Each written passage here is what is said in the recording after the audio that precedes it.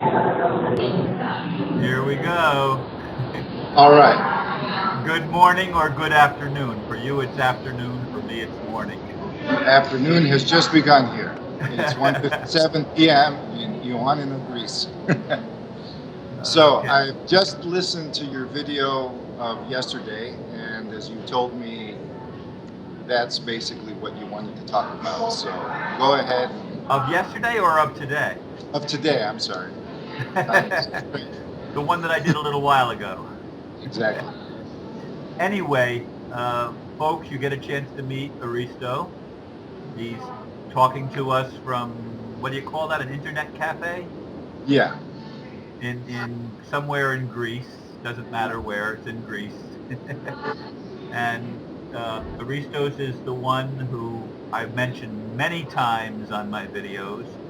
He's the one that makes excellent commentaries on my videos, usually in Facebook, although now he's doing it on my fan page instead of my regular wall.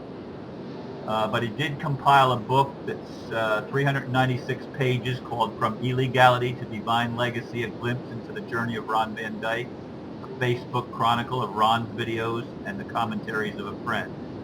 So you get a chance to meet him, and I'm going to let him speak most of the video. I'm not going to interrupt him unless it's really pressing. But anyway, Aristos, go ahead and take it away wherever you feel to go. Well, first I'd like to say hello to all those people who knows what they thought when I refused to put my face on your Facebook page. It's nice to meet you and finally make your acquaintance. Another thing I'd like to say is that I truly believe that your listeners, especially, have an incredible amount of internal resources almost at their disposal for the most part. And one of the reasons why I do post is because I want to help encourage those resources. There seems to be a gap in many people between being and doing. And most people are either oriented toward one or the other. But what your site seems to do is to bring those two things together, sometimes by flipping back and forth between the objective doing and the subjective being, and sometimes by interchanging and bringing them, hopefully, bringing them together. And what I found worthwhile was to focus upon a probable link between these two.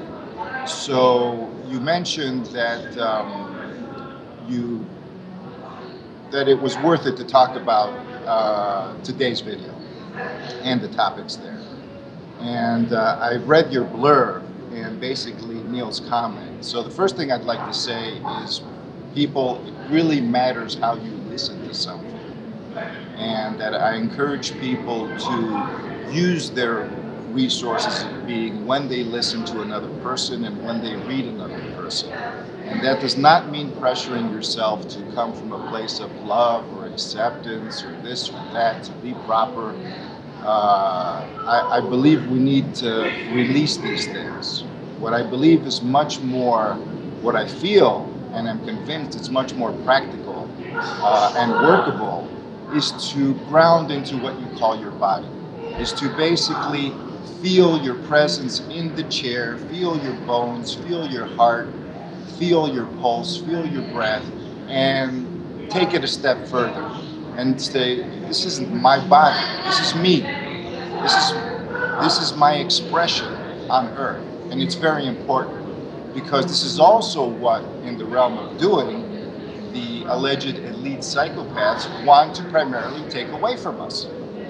And since they want to take it away from us, and since many other aspects that we see come from channeling directions and ET directions are saying, this world is an illusion, you don't need it, just go through the crisis like Mr. Drumvalo Melchizedek says, well, there's going to be a crisis, you're all going to die, but then you're going to wake up in a different reality. And my take is, experience the moment in relation to what anybody is saying. So from that perspective, and especially what people call the root chakra, the second chakra, the navel, the abdomen, that's your grounding point. I don't believe it's easy to love anything unless you are within your context of manifestation as you. So that's one thing. Now, in that context, I look at what Neil says, and I'm basically, let's filter out most of it and look at the core point that he's making. He says that we all wake up and take responsibility for our own vibration. Okay. And I feel that we're actually in agreement on this. And that's what Ron's saying as well. Let's all wake up and take responsibility for our own vibration. So, where does rejecting things come into view, in that sense, and where does accepting things come into view? And why are we restricted to the word point of view equals reality? Why is it visual? Why, we talk about unity and we have to end separation. Well, vision is based on separation. That's the whole point of it. Something, you're here and something is there and you see it. How about listening? Why not change the metaphor of perception into listening? Our point of listening is our reality. How about our point of feeling, our point of contact, our point of taste? Can you taste another person in your psyche? Let's put it that way. So there are many things we take for granted because we're in our heads. You know, we're in our heads, and the only thing you could do in your head is remember what you've read and what you've seen and what information in terms of mental information, not in terms of the wisdom of your own being. So if you want to do all of these new age ideals of loving and make them organic, I like that word, organic. This is how nature organizes things, where it doesn't come into a sense of conflict of are we separate or are we one or are we many or oh no, what are we going to do? That's because the head is floating on top of the body and it has no clue what's going on. It's blown by winds of conditioning and everything anybody says. Get into your point of feeling, because when you emote from that point of feeling, it feels a lot more natural and better. When you're sensual in your emotions, that's when you're very sure of yourself and you're not worried about what other people say. It doesn't shake up your reality. When somebody says something that doesn't feel right, it doesn't create an internal earthquake and an insecurity because you're you. You're right here. You're this.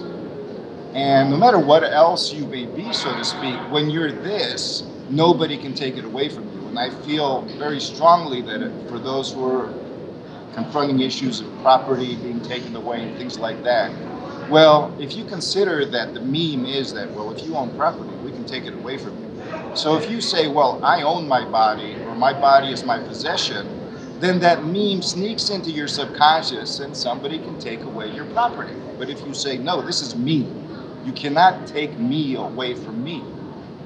And slowly you build a basis of security in your being. And then from that basis of security, I'm not going to provide solutions of doing, but I'll say that you will recognize far more resources in doing than you would have before, because your basis of being needs to be complete. In that sense, when we say, well, we have to view government this way or we have to view government that way, well, government's a word, and you can fill government with saints and you can fill government with sinners. And so government's a completely different process, whether you fill it with saints or sinners or normal people that are in between. So it's a very fluid concept. You can't say it's this or that. It's like water. That's the thing. People think manifestation is an illusion because they confuse form and function with essence. Water is not defined by its container. Its shape is defined by its container, but the constituent, you have clear spring water and you can put it into a square cup or a spherical cup or a triangular cup, and it's the same thing, but it just looks different. And then you say, oh, water can change its form, so it's not consistent, it's not reliable, and it's an illusion. There's no such thing as water, it's all in your head. Tell that to somebody in the desert who's dying of thirst. That's how I view reality. And that's how I view the practicality of our sense of focus. Get into God's greatest, it's not God's greatest gift, it's your greatest expression. Because you're here and now, and you keep incarnating over and over again, here and now, for a reason.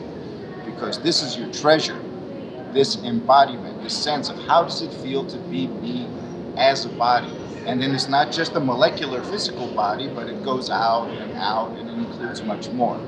In that context, we take responsibility for our vibrations. And Neil can take responsibility for his vibration because apparently he feels that we will either shift or be destroyed by it. You know, well, isn't that an ultimatum? You know, somebody's giving me an ultimatum. And yet, it seems that there are ultimatums. But let me ask you this. If somebody is a creator, do they submit to ultimatums coming from the outside? Or do they create their own context of conditions? And what happens when they confront an ultimatum? Are they obligated to love it, to hate it, or whatever? I'm just saying, people, be honest. And that is the most difficult thing in the world, not to tell the truth so much to other people, but to be honest with your vibration. If we can be honest with our vibration, I guarantee, and New Agers will agree with this, the DNA is activated. And what's the DNA? It's right here. You know, so if you're saying I'm a soul having a human experience, you know, somebody comes in and says, oh, well, I've rigged the market, I'm taking your DNA from you. Or I'm making you freak out so you can't connect with your DNA. Or, oh, please, Cosmos, activate my DNA. It already has. You need to come and step up and meet it halfway. And that's what we're learning to do. So I haven't really answered Neil's, you know, your relationship with Neil's question and stuff. But if you'd like to ask me something specific about it, I'd be happy to. But I wanted to frame a kind of context in the brief time we have of suggesting an orientation that may help people, you know, get beyond the insecurity of the conceptual confusion that's being thrown at us and stuff. Yeah, it's interesting. I wish it had the timer that showed where I am, like it is with my own videos. Once the camera starts, I don't see the time anymore, and I forgot to look at what time we actually began. So I had mentioned to you before we actually began this video that I wanted to keep it for about no more than 30 minutes. But anyway, one of the things that concerns me, of course, is and you've listened to many of my videos and you know that this is a concern of mine, is that so many people tend to think that those of us that are aware of what's going on in the world, the realities of what's going on in the world, if we pay attention to that, we're going to get more of it. And it's an excuse for denial, it's an excuse for avoidance, and to me, it's very spiritually unhealthy, and it's just unhealthy to be human with that attitude. And I believe that's what you're saying. Yes. But I'm also focusing on the fact that that's what Neil's saying, even though he's dressing it up with all these other confusing things that seem to contradict it. Because when you take responsibility for your own vibration, that's exactly what you're doing. You can't take responsibility for your vibration unless you accept it, unless you open up. It's impossible. You need to know where you are now, no matter what, how it feels. You know, you're feeling as if government is evil. The presentation is that. And I don't even know if it's just government, it's the way government is manipulated. I don't know if government is evil and it's as the concept of government. What's that? That's Plato's realm of ideas. That's not, you know, the here and now. That's not something tangible. The acts of certain people that are posing and defining government are evil. And those behind them are evil. And we don't like that. So let's confront this evil. You know, you can't confront something bad by smothering it up with something good. That's like taking a excrement, let's put it that way, and trying to put icing on it and turn it into a birthday cake. That's what the establishment does. Good illustration. And it's basically what we're used to doing, because if it looks good, again, the visual addiction to visual metaphors, if it looks good, it must be good. Well, come in and smell it really closely. Why don't you dare take a taste of it? And that's what we're afraid to do. Get intimate, because it's not going to kill you, especially if you avail yourself of all your resources, the resources of the heart, the resources of the gut, the genital resources, the root resources, your sexual energy moving throughout your body gives you a sense of confidence. When it stabilizes, because we're also blocked, that it's gonna create ripples and confusions and this and that and the other, but we will find our center again. We gravitate to that. That's our nature. And maybe people don't believe this, but I say, well, try it and see. It's something that you can easily do. Sit in your chair and feel your center, but then remember that you're going to be challenged to do the same thing when you confront evil. And it's far better to confront evil or poison in small doses than it is all at once in a big tsunami that you can't deal with. And that's what we're challenged to do here. We look at it in the news, we face it everywhere, we confront it in each other in small doses, and these small doses are teaching us to transform it. And it's very important. And that's how it's a good thing, and that's how love expresses. I'm sure when Neil hears this, I don't believe he's going to have too many points of disagreement. But if you read his message, there are many points of insecurity. You have to do this, or else this is going to happen. And sometimes in your message, there's the same thing. It's, sometimes in my expressions, there's the same thing. You reach a point of, oh no, there's a discontinuity. And you go, exactly. Let's look at that. What is that? What is keeping me apart from the next step in my understanding? My understanding reaches a certain point, then it stops right here, and I enter a point of, oh no, am I sure? What's going to happen? And that's the point where healing occurs. That's what needs to be accepted. And as it's accepted and loved, then the definition of it changes. And I don't... Yes. Go ahead. I believe we have about 10 minutes left. Oh, okay, good. Yeah, one of the things that really confronts me all the time is the idea that if we're fearful, we're going to create from that place. And yet, for me, I experience fear anytime I think about the situation with my home. I experience fear because I've experienced, quote, authorities coming into my home and tackling me and carting me away against my will for doing something that I wasn't even doing at the time of the arrest, etc. You know the story, and so do many others that have been following for a long time. But I feel insecurity in regard now to my home. To not feel that is not being true to the reality of my situation. And we have documentation for this. That's why we have documentation for this. That's one of the reasons I actually wrote and compiled that book, because it shows how you were before you became attacked in your home, and it shows how you were after you became attacked in your home. And the thing is that you weren't feeling all that much fear before you became attacked in your home. It wasn't. Absolutely. And then the attack happened.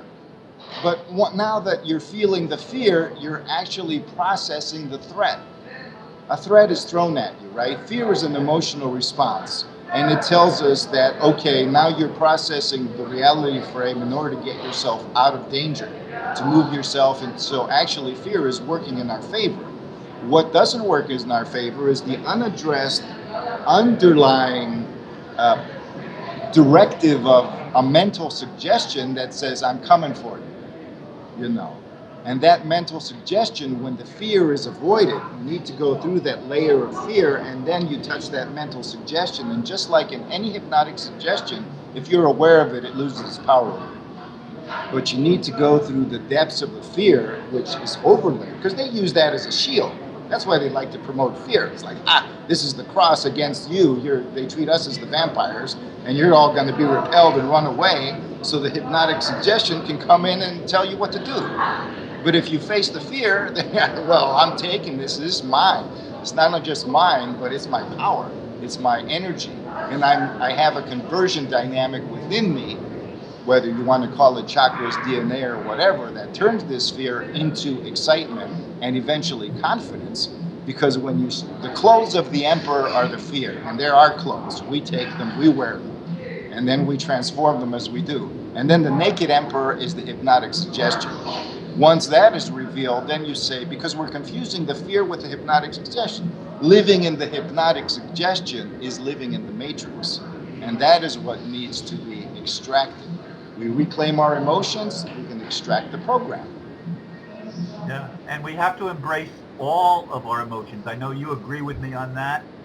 The, Quit the labeling of positive and negative. Emotions are just what is right now. And they're always in the Emotions, moment. They're always exactly. now. It's not, it may be triggered by a thought of the future or a memory of the past, but it's still what you're experiencing now in this moment. One thing that I have to say is that the mind has a very hard time dealing with emotions. So if it's not in its nature to deal with emotions, the nature of the mind is to resolve problems and to formulate possibilities. It's a creative thing. Emotions are dealt with the body. If you can activate your deeper sensations and have your emotions within the context of your sensations, then emotions are not viewed as they're not viewed at all. They're experienced as energy. And slowly you feel what the New Agers idealize, a calmness. But this isn't just the calmness of equilibrium and equanimity, and it's a passion. It's a driven life. You feel more alive. But the emotions aren't like the French lady would say, a kind of neurotic defense affliction, I don't know. But they're basically part of your natural expression. And here's the clincher, other people feel comfortable when you emote. The thing is that emotions are less comfortable when they're less grounded, not only for the person experiencing them, but for other people as well, because they cannot put them in a context, they cannot put them in a frame. And when they're within that frame, they have meaning. They understand themselves, and we understand ourselves because they're us. I think we're probably close to the end of our time limit at this point in time. So I'm going to probably pull the string on this one. And Okay. are you open to doing this again? I'm open all the time. I mean, as much as you want. I have no Well, it's problem. not going to be daily or anything like that. No, no, no. Obviously. I wouldn't put anybody through the rigors that I put myself through to do a video every day, although this is going to be the video for tomorrow. So But I won't actually, that means 2 days this week, I won't do a video, Monday and Friday. I mean, the time it takes for me to actually talk through this is the time it takes for me to write one of those long replies. So it's, and listen to your video. So it's all the same for me. Yeah, well, I do thank you, Aristo, and I really appreciate your commentaries and your wisdom. And other people have commented to me, even in my world. Margie just loves, she's looking forward to hearing this, she told me last night. I encourage people to go to your fan page. It's going to resolve the problem of how many people in 5,000 to post there. There's a few people there already. It's just as good, and you don't have the clutter of all those extra posts. So if people are very interested in your videos, the fan page is where to be, in my opinion. Okay, well, thank you very much, and Thank you. namaste, and we'll talk to you again soon. Thank you. Have a good one. You